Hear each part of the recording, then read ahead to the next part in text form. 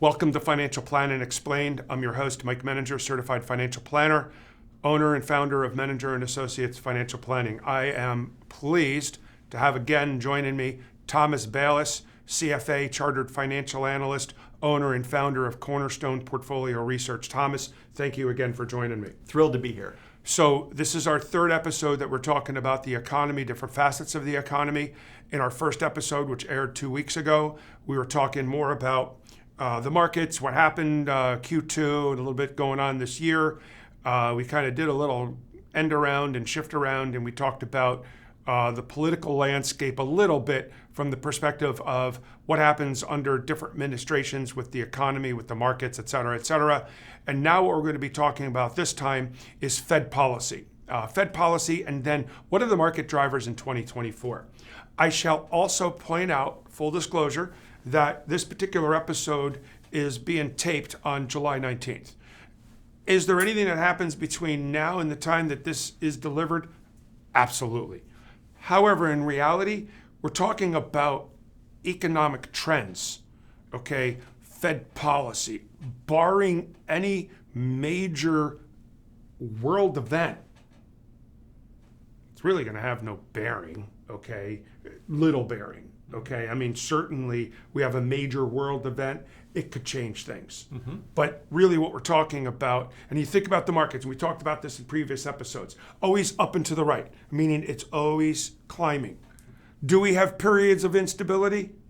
Volatility? Of course. Does it always go up? Eventually. Do we have periods where it dips down? Of course.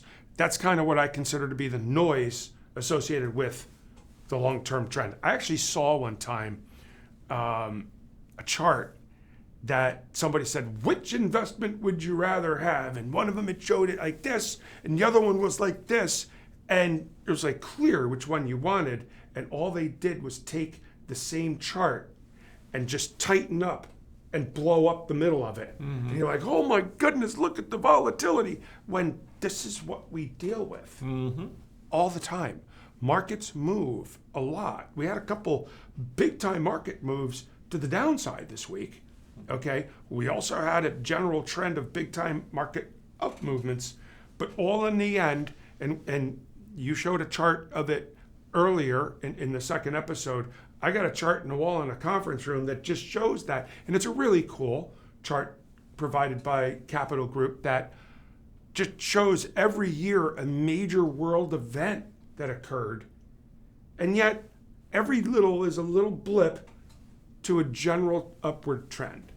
Well, and those blips are actually good for portfolios, Mike, because what they do when there are those little dips, it gives us the opportunity to buy more shares. If we're invested in an ETF or a mutual fund and those dividends are automatically being reinvested, for example, we're buying shares that are on sale. Mm-hmm. And we're periodically rebalancing portfolios that have drifted off of targets. So we're selling the things that have made a lot of money, and we're buying the things that are on sale. And so those dips are actually better for portfolios over the long haul than something that just went straight. Right. But more mail-ox required. Yes, for sure.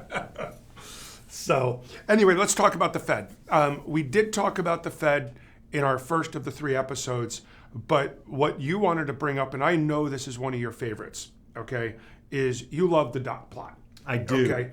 I do want to ask you a question about the dot plot. The Fed meets every 6 weeks, is that correct? Correct. Okay, so what is that, 9 meetings a year? Yeah. Mm-hmm. Okay, so the dot plot, for the sake of the viewer, is when the Fed projects. How many members are on the Fed board? 12? 18. Mm-hmm. So each member of the Fed basically says, this is what I think the rates are going to be at certain times, which basically when you aggregate all those onto a chart, that's the dot plot. You love the dot plot. How often do they do the dot plot?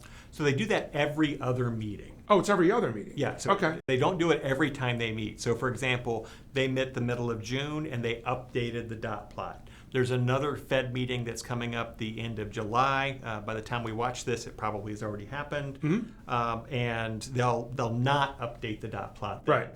because their views don't change in 6 weeks for the most part. Right, so it's every 12 weeks. Yeah, so more data needs to come in to give them a better sense of direction of policy. Makes sense. And the thing that I love about how the Fed handles the dot plot is that they're so similar to my wife in that Oh boy. they reserve the right to change their mind depending upon the circumstances. Oh. And so, the Federal Reserve, if you take a look at the dot plot from a year ago, looked very different than the dot plot does today. When the June dot plot came out, we saw some significant shifts. And as we discussed in an earlier episode, coming into 2024, they were projecting, the market was projecting like 6 interest rate cuts in 2024. Right. And then it went to none or 1, and now it's up to 1 or 2 or 3. But regardless of what the market says, I like to see what the Fed is actually saying that they What believe. they're thinking, because not what they're saying. Because they have access to so much data and so many professionals that if I want to know what my wife is thinking, the best thing I can do is ask her. Right. Right? Because if I'm sitting on the outside and guessing and not asking her, chances are I may or may not get it right. Likewise, the bond market may or may not get it right, but actually listening to what the Fed says its own opinions are is probably a good place to start. Well, especially since they have a lot of control over the disposition of the interest rates. Yep. And so basically it's quarterly, and what enables, round numbers quarterly, every 12 weeks, 13 weeks is a quarter. And what happens is that in between each dot plot, and you say it could change over time. Well, of course it's changing over time. And if you really think about what the Fed does, their policies should be based on data. And you figure what data is coming in every month. They could see what's going on in the labor market with new claims for unemployment. They could take a look and see what the CPI is, what the PCE is, what the PPI is, retail sales. There's all kinds of economic data. And to your point from the first episode, the purpose of the Fed is 2 mandates. They want to make sure that the job market is stable, and they want to make sure that inflation or price stability. And so every quarter they get a sense of what's been going on. And as we all know, the last 2 to 3 years, as it pertains to inflation and the economy, we've had a lot of volatility. We have, and we've going forward, we've seen inflation come down. We talked about that in a prior episode, but it's not. The Fed hasn't reached its target yet, because the target is 2%. Set at 2% inflation, as measured by the core PCE deflator, right? Personal consumption expenditures. And that's at 3 now, correct? Actually, that's at the core PCE, not the CPI, is. I want to say 2 point something in the upper 2s. Did it go 2.9? I think it was in the upper 2s. Okay. It's been a minute since I've looked at that. I just looked at CPI. We won't get another PCE update until the end of the month. It comes out at the end of the month. But when it comes to forward-looking policy, and we've got a chart that kind of shows the direction anticipated Is this the dot plot? Of interest rates. Yes, this is one of the dot plot slides. And so you can see here in 2024, there's an arrow pointing down with 25 in it, meaning that right now that the Fed is forecasting, the consensus forecast is for rates to go down 25 basis points, or 1/4 of a percentage point. Which is 1 cut. Yeah, 1 cut between now and the end of the year. And so, and again, all indications are that that's going to be in September. And so right now, interest rates are set at a range of 5.25 to 5.5. And so the anticipation is they would go down to 5 to 5.25. Now, the important thing, I think, before we talk about the future cuts is the concept of, just a reminder of R star. So the neutral interest rate, because there's a thought that's come around that, maybe the neutral interest rate where policy is neither, causing things to slow or to speed up, but is just neutral. The thought used to be that was like down around 2%. And now you have some economists that are saying, well, maybe that's closer to 2.5, maybe 2.75, maybe even 3% is the neutral. Isn't that historically low, though? I thought historically it was closer to 6. Yeah. So, and certainly historically we had much higher inflation and interest rates back in the 70s and the 80s. It was really the dot-com bust and then the global financial crisis that brought these lower than historical norm interests interest rate policies for such a long period of time. So, but my point is that if they're trying to slow things down, they don't necessarily have to take rates all the way to zero. But right now, at 5%, 5.25%, 5.5%, you could argue that their foot is riding the brake a little bit, going down the hill, so to speak, and they're just trying to slow the momentum. So, the Fed isn't anticipating in their dot plot of going anywhere near zero. In fact, if you look at the chart, it shows that right now the forecast going from 24 to 25 is taking rates down a full percentage point, 100 basis points, and going from 24 to 25, and then from 25 to 26, going down another full percent. So if the year-end median forecast is for 5.1%, that range of 5 to 5.25, they're saying that by the end of 25, they want rates down to 4.1, or from 4 to 4.25, and then by the end of 2026, down more like that, 3 to 3.25. Now, if you look on the chart, the spread of the dots gets wider. So because there's less predictability. So you have more folks that are kind of farther out there saying, maybe this isn't quite the central tendency. Yeah, so you see one that's way up there, and so the reality of it is though that the forward direction of interest rates is lower, and that's important because policy acts with a lag, and we've had restrictive policy for a fair amount of time. And the first cut that's coming in September really won't do much. Because if you think about this, like for your own life and your own spending, if you're going to go out and buy that car, or you're going to go out and buy that house, and you've been waiting because interest rates are too high. If interest rates come down 0.25%, but they're going to go down even more next year, are you going to go out and buy that car today? Or are you going to wait for them to come down a little bit more? Depends. Well, it depends, for sure. But on the whole, folks don't necessarily rush out as quickly on that very first cut as they might during other sustained cuts and policies.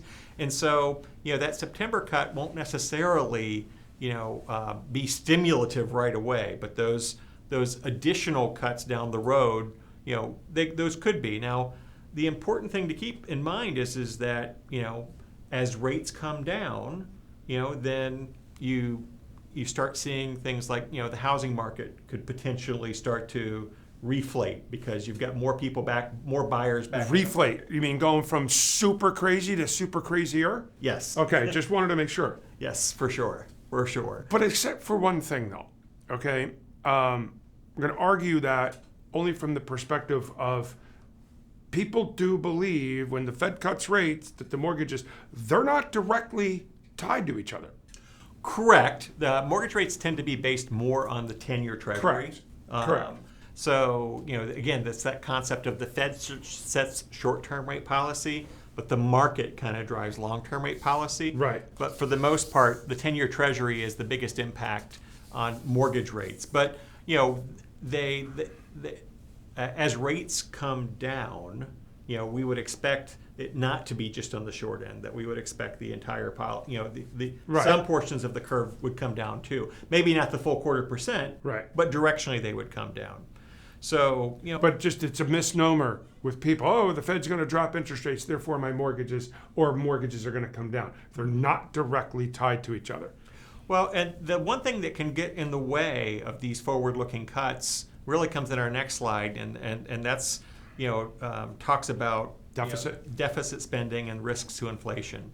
Because if there's one thing that could fight against the Fed in terms of interest rate policy, it's government spending. As government debt, the level of debt increases, and you see in the chart there on the right-hand side of it that our deficits are predicted to expand going forward. That purple line toward the right is getting fatter and fatter.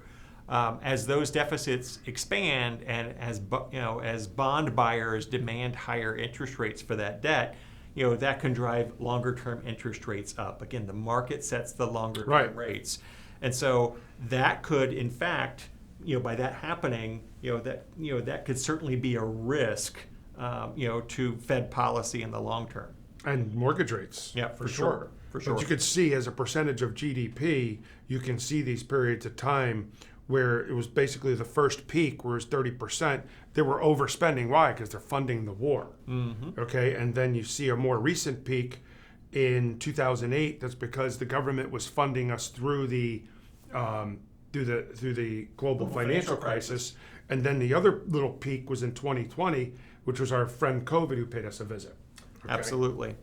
So the other piece that could drive interest rate higher, really comes from international buyers. And if you take a look at the next slide, we have an indication of that. Our friends, the Chinese, you can see there, if you take a look at the right side of that chart, you see the trends start to come down more sharply since 2021, 2022. And so you've got less holding of treasuries by the Chinese. So if you have fewer buyers on the margin, people aren't buying them as much. And it's not just the Chinese. I mean, look at the Japanese. With the weakening of the yen, buying $1, they have to buy treasuries in dollars. And so when they were used to paying 120 yen for $1, that was much more affordable for them than buying a dollar at 150 yen. Right. So you've got fewer Japanese buyers on the margin of U.S. Treasuries. And so if you have fewer foreign buyers of U.S. Treasuries, that means likely that interest rates are going to have to go up, because fewer buyers means that prices of bonds will go down, which means the yield goes up. Okay. That's problematic. So I tell you what, let's shelve the whole Fed policy and interest rates, and what we're going to do is we're going to talk about the markets again and artificial intelligence. We're at a good breaking point right now. Okay. So stay tuned. We'll be back with you in just a few moments. Do you keep up regularly with your investments? Where exactly are your hard-earned dollars going? Are you financially prepared for an emergency? I'm Mike Menninger, founder of Menninger & Associates Financial Planning. We believe that education and knowledge are powerful, and we want our clients to understand why we are making the recommendations that we make. It's your money, and you deserve to know where it's going, because it's not how much you make, it's how much you keep. So call us today to discuss your financial concerns.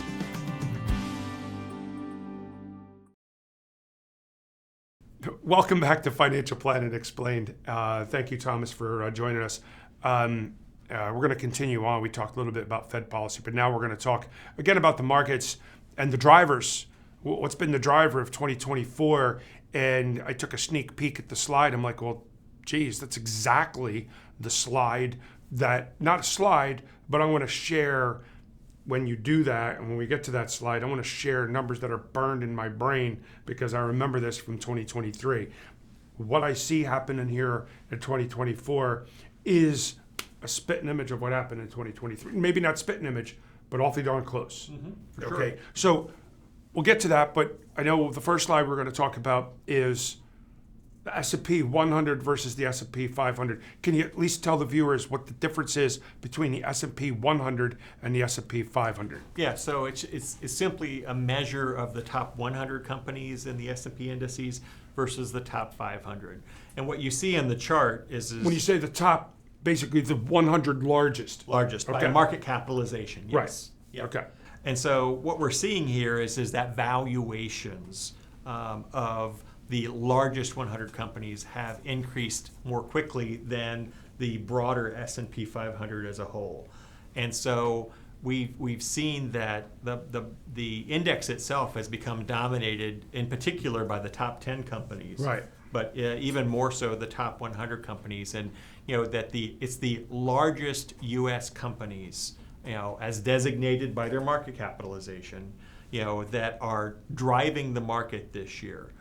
They have outperformed, international. They've outperformed emerging markets. They've outperformed U.S. mid-cap companies. They've outperformed small-cap companies, and the largest of the large have outperformed the less large of the large. And so it's the market. The big get bigger. The big get bigger, and the thing that has been driving that throughout 2024 is AI. And 23. And 23 for sure. But the power of the AI trade and the continued growth of these large mega cap tech stocks that are heavily involved in artificial intelligence has been the key theme in 2024. And I got to tell you, Mike, as much as it's run, I don't think it's going away. Well, I remember we used Morningstar for evaluating portfolios. Where our portfolio is and what the percentage is in the S&P 500.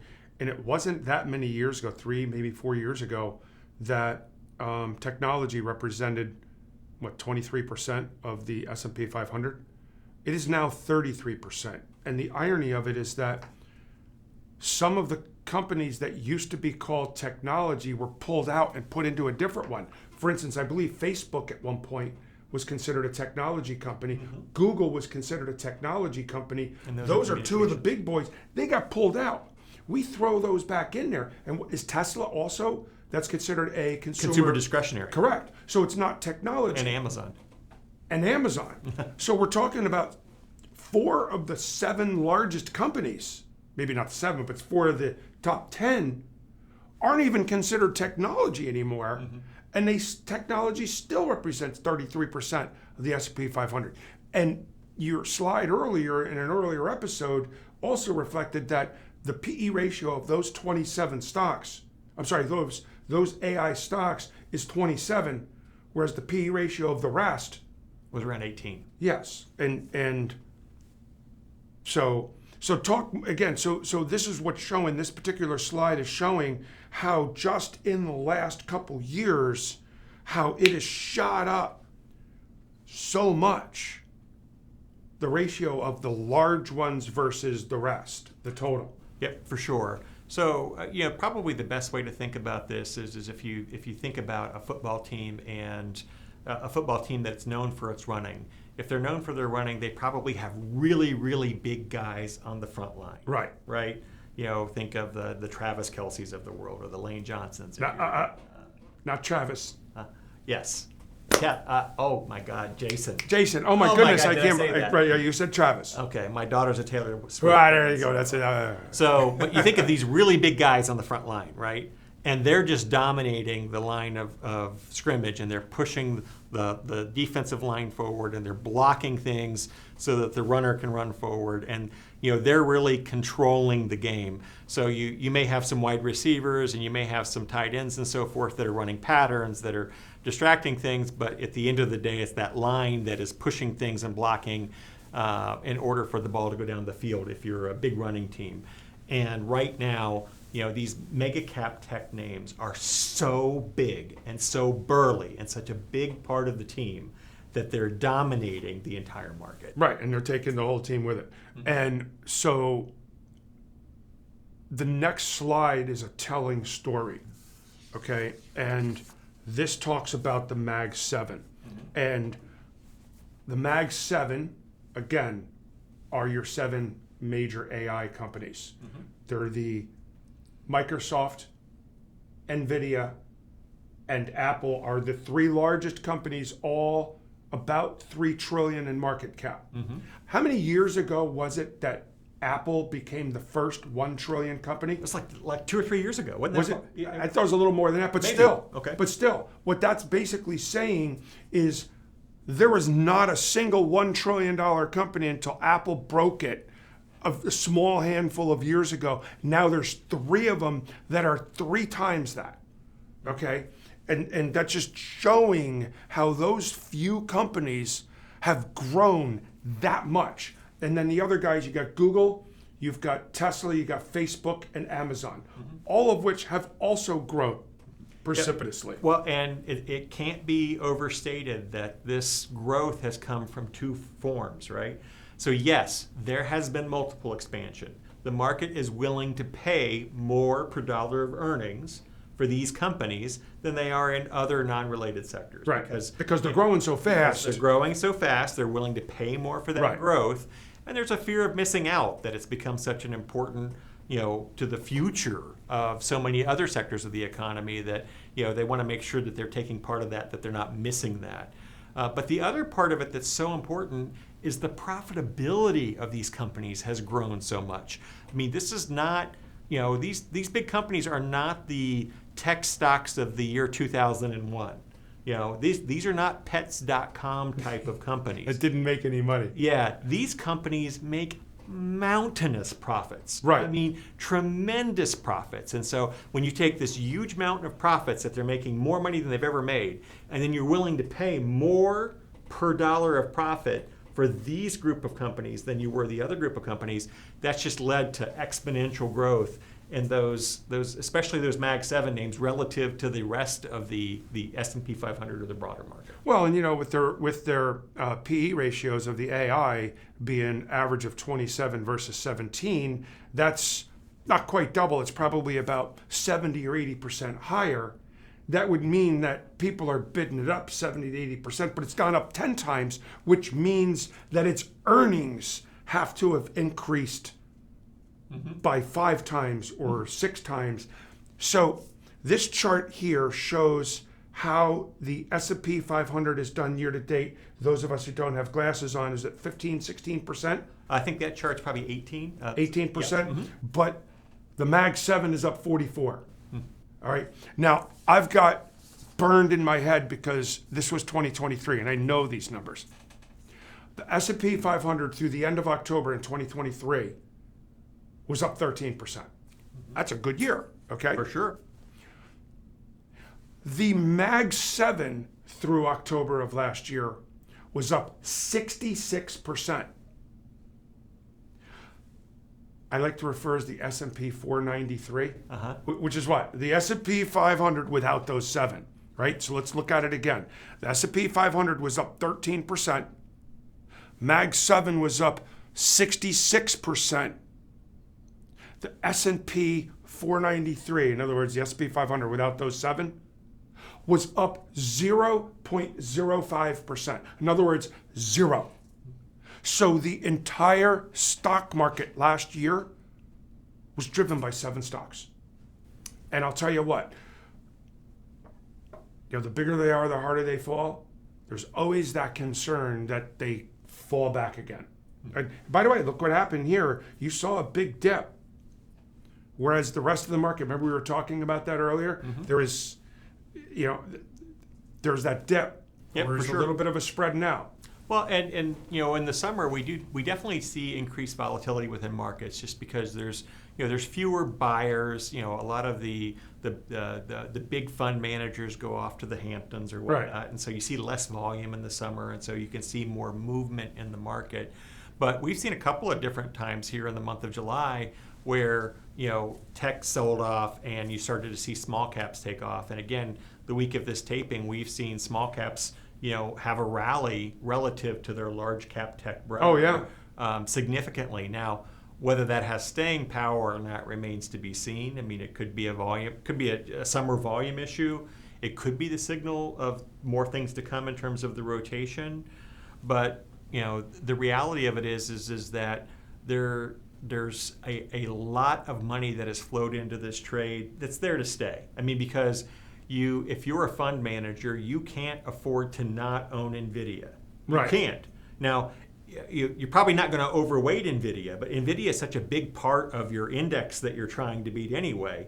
You have to own it in order to at least not get killed by it, right? Right. So there's a lot of that money is there to stay. Now, as we go forward into the second half of 24, there is the thought that you'll start to see large companies start to be a little bit more measured in additional spending around AI. Not that they'll quit spending on it, but they've already made really big commitments, to your point in an earlier episode, where they've got big orders of chips on order. There has been a backlog. I mean, there's only so many chips that they can produce, right? That can be produced in a given time, and so and your big players have put in significant orders for those. But at some point, the bean counters come into the equation, right?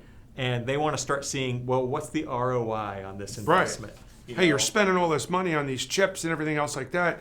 When are we going to start making some money? And Brad's been talking about that a lot lately. Yeah, for sure. And so, we would anticipate that would slow the rate of increase in spending. Not that we see, we don't see people canceling chip orders. We don't see people stopping buying chips.